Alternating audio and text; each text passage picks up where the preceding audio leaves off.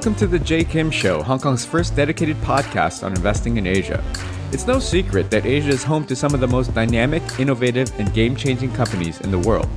Join us as we survey the land to find the most profitable investment opportunities that will allow you to capitalize off this next wave of wealth creation. If this is your first time listening, thank you for stopping by. This podcast is produced with the goal of providing actionable insights with every single episode. And now, onto the show. My guest today is Maliha Quadir, founder of Shohoz, a startup based in Bangladesh, providing a super app that currently offers three core services: ride-sharing, deliveries, and travel events ticketing. Maliha, welcome to the show. Thank you so much. Excited to be here. Yes, and you are one of the very first entrepreneurs from Bangladesh. I think we've had one other person on from Bangladesh, but for my audience, I think they'll be quite interested in your story and what you have to say, because I think that there's not a lot of people that have investors and the like that have actually looked into Bangladesh, which is probably why there's an exciting opportunity for you there. So maybe you can begin with a little bit of background of yourself, where you're from, where you came up, how you maybe you did some other things previously in your career, and how you became an entrepreneur. Sure. So I grew up in Bangladesh. I, went to the British system of education, then went to Smith College in the US, where I did economics and computer science. After that, I worked for Morgan Stanley in their analyst program in New York and San Francisco. Then went to Harvard for my MBA. And in between my MBA, I had a 1-year stint in Bangladesh where I had launched the country's first classifieds. That was a great experience, which convinced me that I wanted to come back someday and work in tech entrepreneurship in Bangladesh. So I went back, finished my HBS MBA, and then moved to Singapore, where I worked for Standard Chartered Bank briefly. And mostly I worked for Nokia and e-commerce company called Vistaprint. I was in Singapore for around 5.5 years. And during this time, it was now or never kind of. I was looking at the internet landscape, looking at what makes sense from a business perspective to start with. Internet at that time, 5 years back, internet startup world in Bangladesh was really at its infancy. We were going to be one of the first startups. And after doing all kind of analysis, I started Shohoz. Shohoz means easy. It's a very broad name. The goal was always to build up the largest online destination for Bangladesh, which is a bit of an audacious vision. And we decided to focus somewhere. So we started with the travel segment, because I always wanted to start and focus on things that were more of a necessity. And from that perspective, travel, transportation, these are pretty much necessities. And that's how Shohoj was born, as a bus ticketing company, long distance bus ticketing company. I see. That's good background.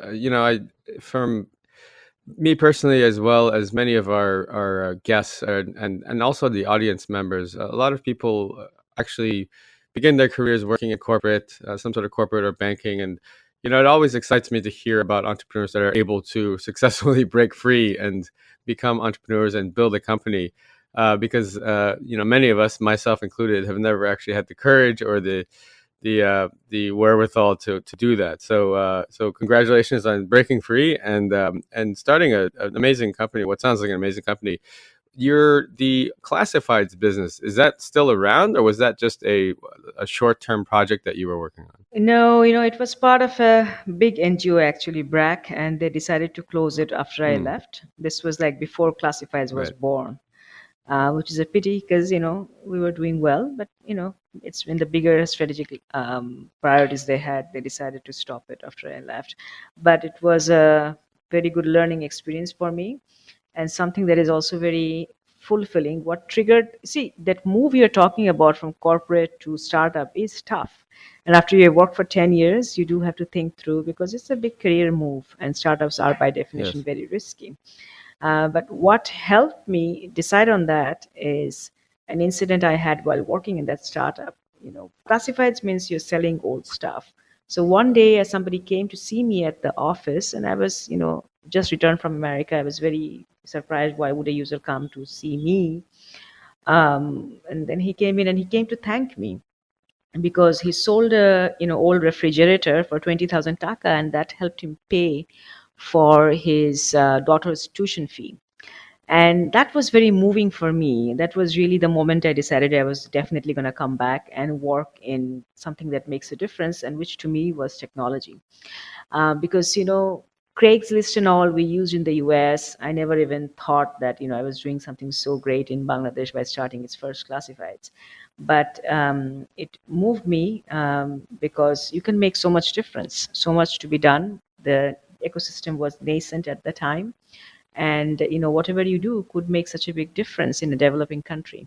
So that to me was a good learning experience, and a good turning point where I had made up my mind to come back. Right. So, speaking of which, maybe you can give us a little bit of background for the audience and for myself, who don't know much about sort of the economy of Bangladesh and basically what's the environment there.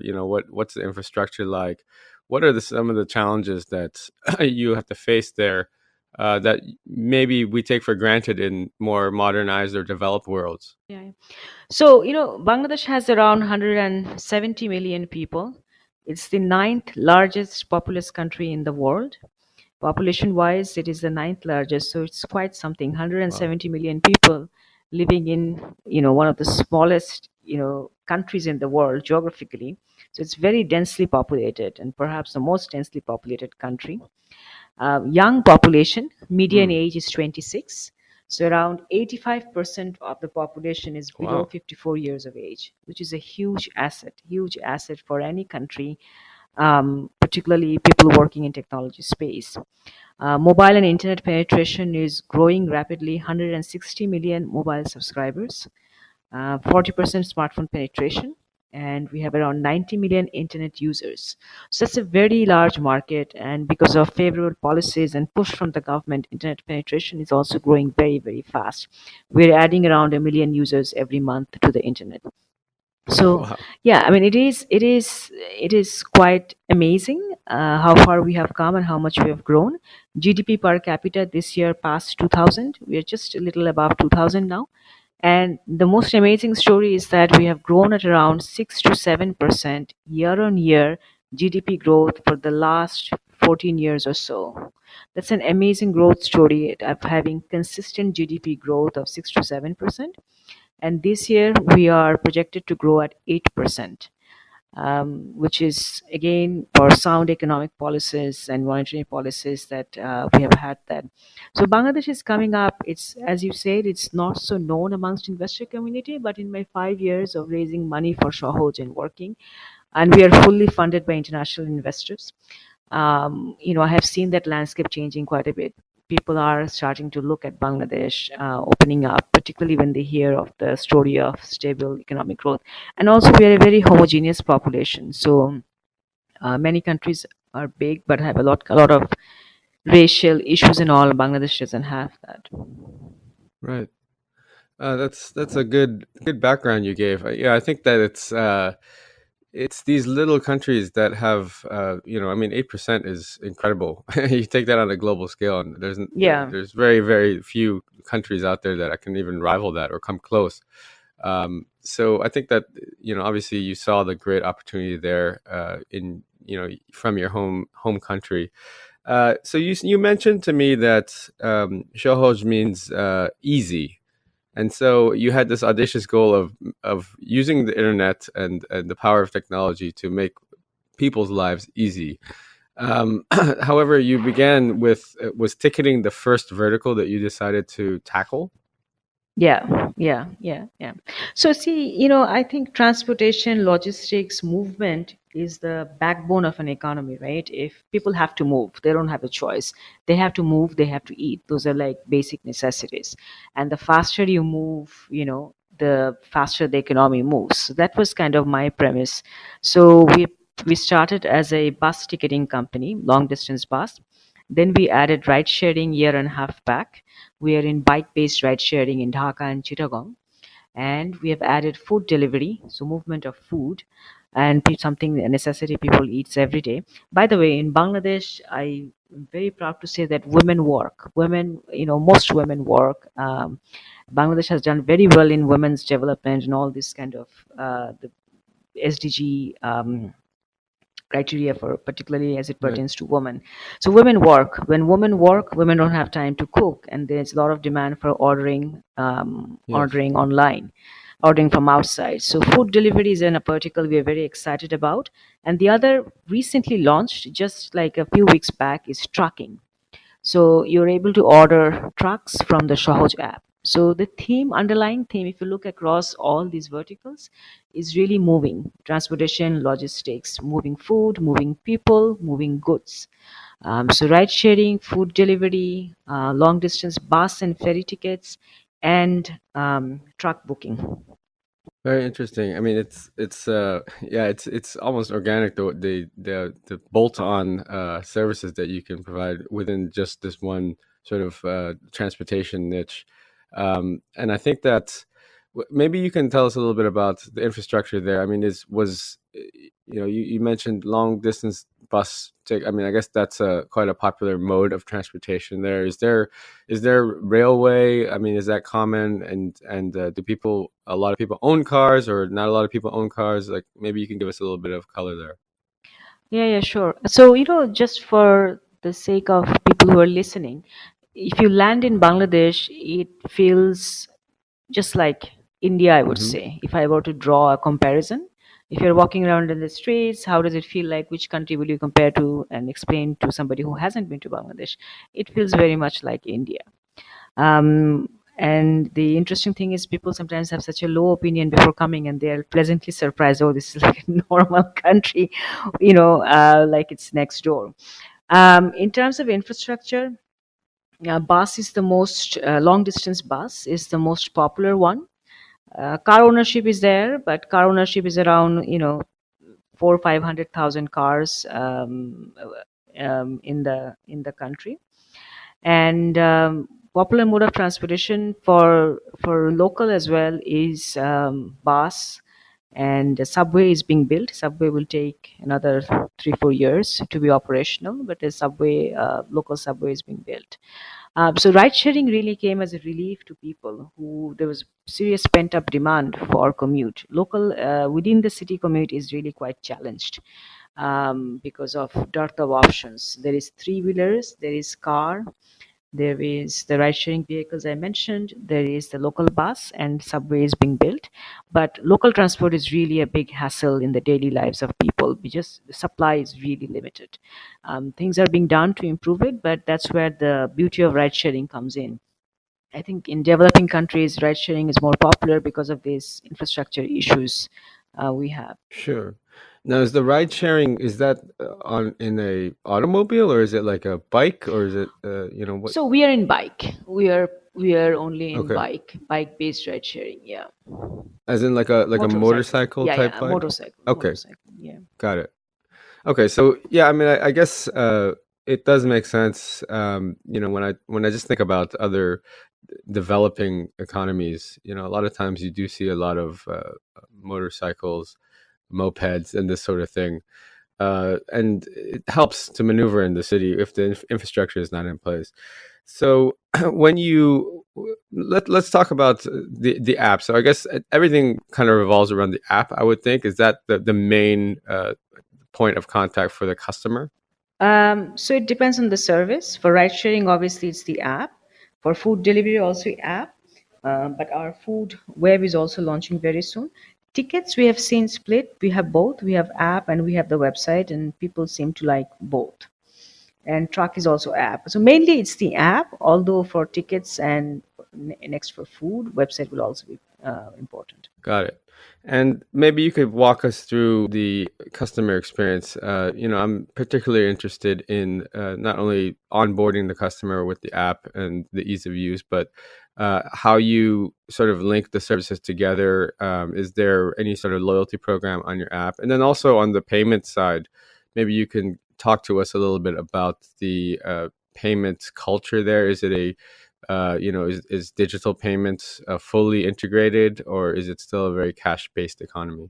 So digital payments has done pretty well in Bangladesh. There is a company called Bcash where Alibaba invested. So it's very popular. There's a bunch of other mobile payments companies as well, Rocket and others. So For us, depending on the service, again, we see different preferences. We do push digital payments quite a bit because it just makes life easier.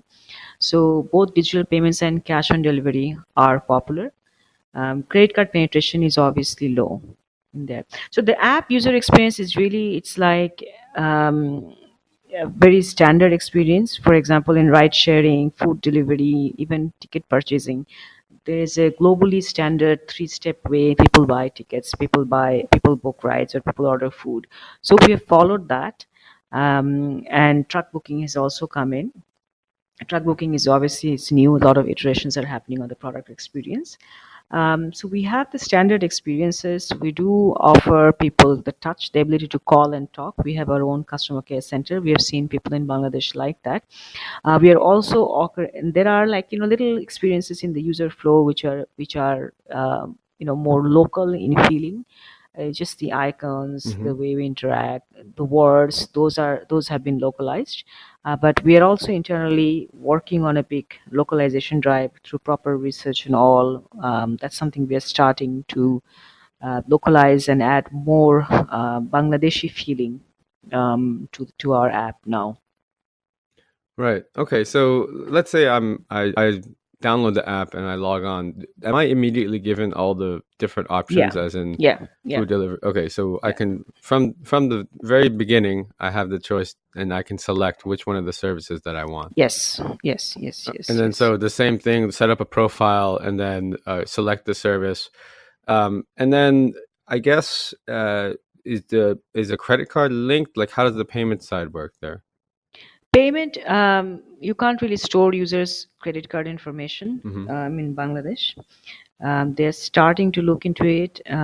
So you can't store, you will have to enter. It's a very standard process. It's linked to the mobile payments. You can just go to the links and pay through your mobile wallet, Ah, or you just enter your credit card information and you pay. It's a very standard user flow, like anywhere else. right. Okay, that's interesting. And then as far as, so the one for me, and I use this as just a personal comparison. Say an Uber, when I get an Uber, hail an Uber, I love the technology. It's brilliant and it's saved me a lot of time. But then there's the, once every 5 or 6 rides, or maybe it's more. Maybe I'm exaggerating, but you'll get the driver that doesn't show up, or someone that takes the wrong road, or it just takes longer, where I could have Yeah. just taken a taxi, or I could have walked, and so there's then they have the feedback system where you can rate the drivers and this sort of thing. Do you guys have any sort of that embedded into your system? Absolutely. Yeah. We take quality seriously, so we have a rating system. And of course, like when I said standard, there's a map and you can see the route. If the driver doesn't show up at the end of a trip, you can rate him, you can put in reasons for why you are upset or happy. So all that is there. So we focus on rider quality and ensuring that riders have documentation. And also, we are required to kind of, by law, also store information on the routes for X number of months, so that if something happens, we can share with the regulatory authorities. We also have integration with the local. We are also integrating, all of us, ride sharing, are integrating with the local 999 number, which is the emergency number as well, for safety reasons. Right, right, got it. Okay, and then finally, if on that side, the revenue model of your service, is it just a fee based off of whatever service that you are providing? So we take a commission. We take a commission from the drivers Hmm. for helping them find rides. We get commission from bus operators. We get commission from restaurants. In some cases, we charge extra fees where the commission isn't enough for the sustainability of the business. For example, in bus ticket, we charge a convenience fee as well. And in truck, also similarly, we charge a commission. So it's a commission-based model. Right. Got it. So just jumping quickly back to the quality control. When you're onboarding not users, but say service providers, so whether it be a driver or a courier and this sort of thing, what sort of measures do you have in place to ensure that you're getting the highest quality, people that are working for you, essentially, and you hear the one-off horror stories. Again, I'm just using Uber as an example because I think that that would be most relatable to the audience. Yeah, yeah, yeah. So, we check the documents, and we are quite careful. You can imagine in Bangladesh, documents aren't Hmm. easy always to find. So, we try to check and ensure that they have all the valid licenses and whatnot for that. And then we give them a training. We talk about the government also, like, really pushes us to give proper training to them, training on road safety. We engaged with, you may have heard of BRAC, the largest Hmm. NGO. We engaged with them on giving road safety training to our drivers, and that's basically free of charge to our drivers. We also gave helmets to our drivers. So, we have internal systems where we monitor the speed at which they're going, distance travel time, and all that, and we give feedback regularly for that. And then we have to rely on customer complaints on giving feedback, because no matter how much we train somebody at that moment on the road, what he's doing is not in the hands of any ride sharing company. You can't immediately, you can do once you hear about it, but we can't really go and see what he's doing there. We do have the speeding data and all, which we review and give feedback on. But in Bangladesh, overall, I think there has been Hmm. discussions on road safety. The government is proactive about it. We are working with BRAC, I mentioned, which is very proactive in road safety. And there has also been a lot of awareness amongst the general public on using helmets and all, because bike-based ride sharing is very new in Bangladesh.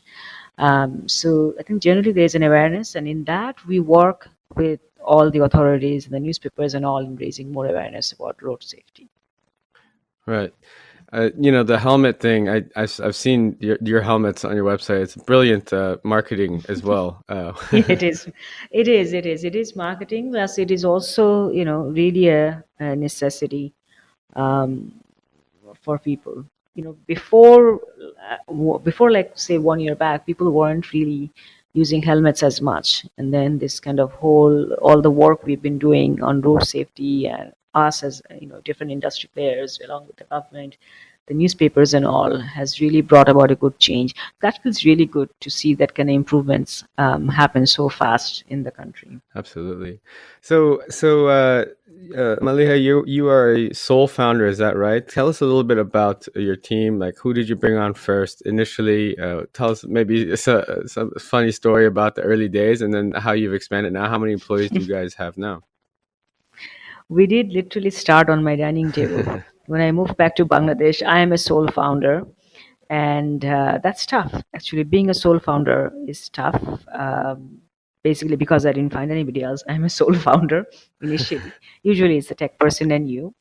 And the first person to hire was really the Hmm. engineers. And I have a couple of people from India as well working at Shohoz. uh, I found my CTO totally by luck. I just put an ad on Naukri.com in India, and it's just like God made aligned the stars together. So it's a bit of luck also you need in Of in course. entrepreneurship. So hiring, finding good people, I think is where entrepreneurs should actually invest a lot of time.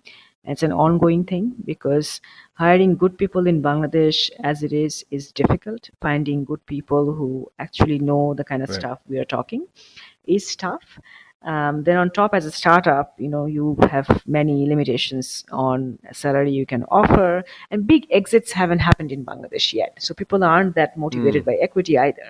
So it's challenging. And I think for me, my family's been in business here for a long time. Then plus, my work experience and all helped us find some really good people. We have around Well. 300 people now, and I feel like we are short staffed because there's always so much happening in a startup and working. But my lesson has been that it is also important to hire, because as an entrepreneur, every day you're thinking between how much you want to burn and what output you're getting, fundraising timeline, all kinds of things. But it is really important to also not to hold back on hiring. It is important to get the right people on board. And we have found right people for many different walks. I found right people. I see, one of my HBS lessons that I remember is try to hire people not from exactly the same job they have done before per se, but more look into the kind of situation they have been in their previous job. So for example, startups are very chaotic. You really can't predict much your day in a startup, or or a week, or let alone a month. So people who can handle chaos, and people who thrive in chaos, in fixing stuff, they get energized by it, are the right people to find in a startup. So if I hire from a corporate, I try to look for people who worked in a, like a new seed stage venture within a corporate, where they had to go through all kinds of ambiguity and set things up. So I think hiring is tough, and at Shohoz we have attracted some really good people, and these good people come from many different walks of life. Rarely corporates, rarely big corporates. More people who have the entrepreneurial fire, more people who have tried to do things on their own. Be it within a corporate, rarely like one or two, or mostly by themselves. That's where I think we have found the best people. Well, it certainly seems like it's paying off. You guys have done extremely well. I know that 500 Startups has invested in you guys. You guys did quite a large round at the end of last year, and 500, who I'm very friendly with the 500 team there, who are the people that introduced me to you, and it seems like there's a lot of interest from international investors. So maybe you can tell us a little bit about some of the investors that have supported your growth thus far. Sure. So, I got lucky, I would say. It was a lot of luck through a lot of hard work, because none of my investors have invested in Hmm. Bangladesh before. So I was Shahad was their first investment. So from the get go, we went through angel round, seed round, series A round, and all were international investors. So angels, like people working in tech companies, somebody who have founded big tech companies in the past, they have invested from the angel side. On the VC space, 500 startups, we are very fortunate to have them. We also have Vostok Hmm. New Ventures, which is a Swedish venture capital fund. They have invested in us, and that they are the largest investor. They have invested. Hmm. There's Golden Gate Ventures of Singapore that invested in us, and there's a bunch of other couple from family offices, and mainly smaller VC shops that have also invested. And yeah, I know we've been lucky to have good people with us. Very exciting. Very exciting. Luck and a lot of hard work, as you said earlier. So you started in Dhaka, and how many different cities now are you in across Bangladesh? We are in Dhaka and Chittagong. Okay, Chittagong, right. And tell us a little bit about your current to that 2019, and maybe looking into next year, your future goals. Obviously, it seems like you guys have hit this hockey stick type growth time. International investors are clamoring to get in. You're hiring very well. You're growing your company. What are some of the exciting things that you have in the next 12 to 18 months that we can keep an eye out for in the news to hear about from you? So we have a lot going on already with four business verticals. Tickets, ride sharing, food, and truck. So really, we want to focus on growing these businesses because each one of them is like a startup. Hmm. We believe in the super app concept where data is the king, and we can cross fertilize the different services. And so the idea is to really execute on that vision, grow the business lines, all four of them, and grow them in a sustainable manner as well. And from a product perspective, like I mentioned before, we will focus a lot on localization and doing research and all. So, a lot of also like getting the house more in order. You can imagine four services launch so fast. Chaos happens inside. So, getting those things more organized internally, strengthening the operations, strengthening customer care, working more on a cohesive brand story. Those are things we are working on. So it's really to grow the four verticals. There's always an inkling to start something new when ideas keep on coming. But we want to stay focused and establish these four verticals before thinking of anything new. It's sort of the Superman syndrome or the entrepreneur's curse, I suppose. When you when you have something that you're working on, you always find all these other ideas that could perfectly bolt on. But oftentimes, I think your approach is the right one to really double, triple down on your strengths and just really, really master those. Um, so Maliha, thank you so much for the time, and it's been really very interesting learning about not only your company but also Bangladesh as a whole. I think that it's kind of a new area of study for a lot of our audience listening in. I just have a couple of final questions, and the second to last one that I like to ask a lot of entrepreneurs, and particularly someone like as yourself, who is, as we discussed earlier, come out from the corporate rat race and started your own company. Let's say there's a young aspiring entrepreneur listening in, perhaps maybe someone from Bangladesh, the country itself, that's looking to come in and find something to disrupt and take the leap of faith. What piece of advice could you give this person? Think through it. Entrepreneurship, from outside all sounds great, but it's a big responsibility, and there's a lot of risk. So there is a lot of ups and downs. So serious resilience is needed. There are days that are good, there are days that are not so good, but you have to just keep your goal post there, keep your goal in mind, and work like a dog. It requires a lot of character resilience, as in you have to have a lot of faith in your vision, faith in yourself. And it's a balancing act on a daily basis, because you're constantly thinking, should I spend this much here or should I do it there? And decisions can be wrong, decisions, better be right as well. So it's a very tough, and it's a long path for people working from Bangladesh. We don't have the mindset that things are going to happen in 2-3 years. It's going to take a while, Mm. because while internet penetration is growing, our GDP per capita is 2,000, and the country is on the right track. But and this is not like the US market, where you can just start something and in a year sell it off to and become rich. And the other thing to me is also that being rich, I would say to any entrepreneur, that shouldn't be the motivation why you come to it, because then you will never attain it. It's really, you have to feel very passionate because of the resilience you need in making startups work. You have to be extremely passionate, extremely passionate. I mean, I work 24/7 almost, so you really have to have that kind of passion and vision to execute on it. Your heart really has to be in it full time. That's very good advice. I think that and this is often echoed from many successful entrepreneurs. But I think that someone that hasn't actually experienced it doesn't actually know just how difficult it actually is. I think that there's a honeymoon period, maybe your first couple of years when you're starting a company, you're all excited, and yeah, you can go on without money, and you're still excited, still motivated, but are you still going to be there 5, 6, 7, 8, 9, 10 years down the line when there's still no money? Then that, I guess, that's a true testament to if you're committed and passionate, as you said, about your project, right? Yeah, yeah. But it's very rewarding. I want to end on a positive note as well. It is very rewarding because you're truly making a difference. You can see the difference of the work you're doing. And the joy of creating something, nothing beats it in my mind. So you have to have that passion to want to create something. That's right.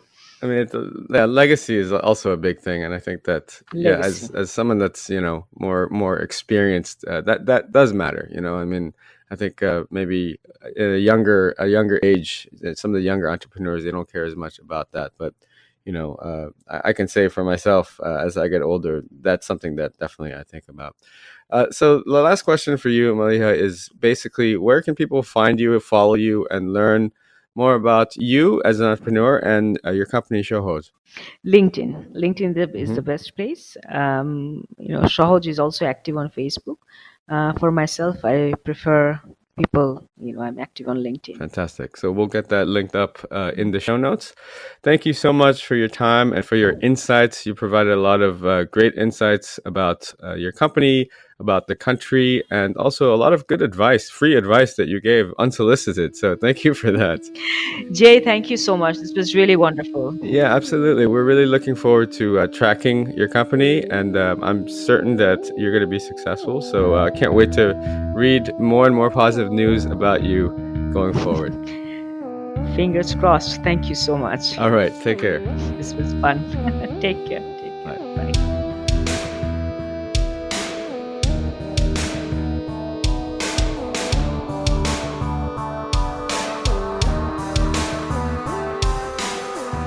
I hope you enjoyed today's episode. All of the show notes and links can be found over at jkimshow.com. Come back often and don't forget to subscribe so you don't miss the next exciting episode of The Jay Kim Show. As always, I'd love to hear your questions, comments, or future guest suggestions. You can find me on Twitter at jaykimmer. That's JAYKIMMER. See you in the next episode.